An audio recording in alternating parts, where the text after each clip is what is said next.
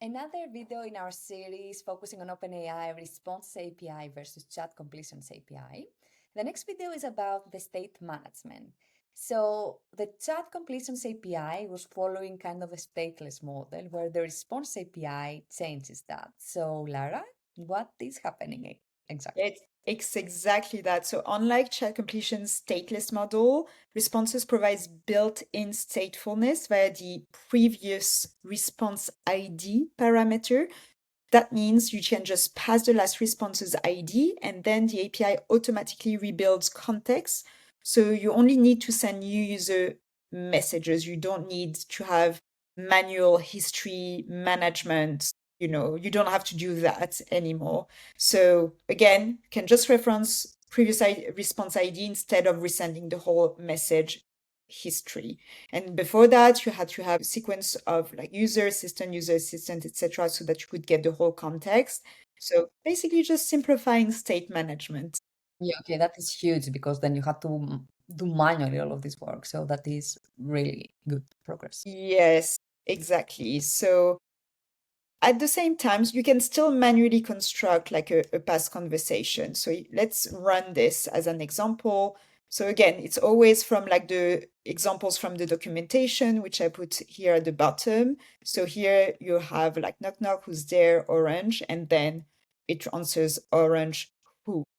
Then you're going to manually manage the conversation state. That's still possible with the responses API. So let's run it now. And so why don't skeletons fight each other? Because they don't have the guts. So here the prompt was tell me a joke.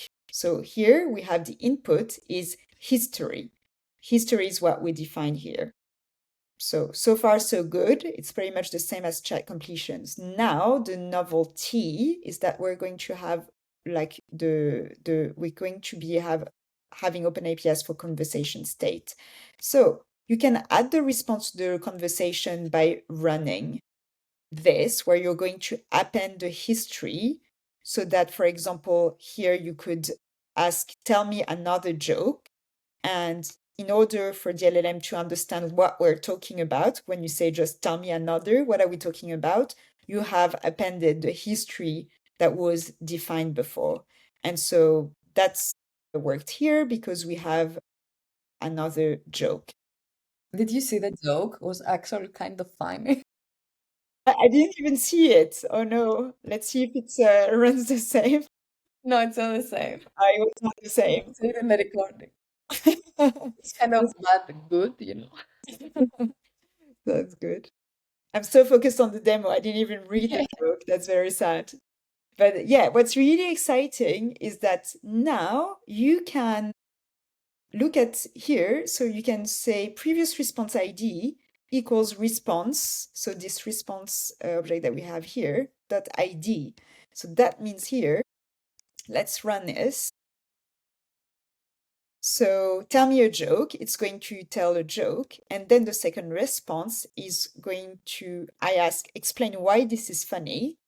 It's going to explain the joke that was just told, even though here in the content from the user, we don't have any reference to the history. Okay, So question then. The previous response ID, I understand it just grabs the response, the previous response that was created, exactly, whereas above you could reconstruct a bigger message, as in go back many responses above. exactly.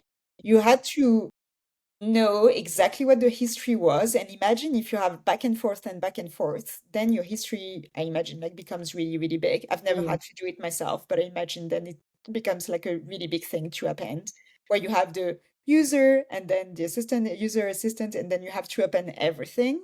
Mm. Whereas here, now you can, instead of appending the history, you can just reference the response ID. Okay. But That's could you, in this response ID, go back in history more than just the previous response? I was curious. I don't know if you That's can a do it very like good that. question. Yeah. That's a very good question. I actually don't know. It would be good to test it. I think it would make sense that it takes the state of like the whole conversation, but that's something that we can check in the documentation, I think.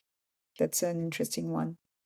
Then just for like to be comprehensive, I just put everything that was possible with chat completion. So again, you can manually construct a past conversation and manually manage the conversation states.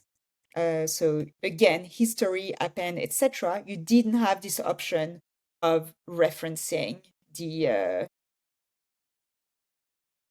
response ID. So that's just something that's new. Got it.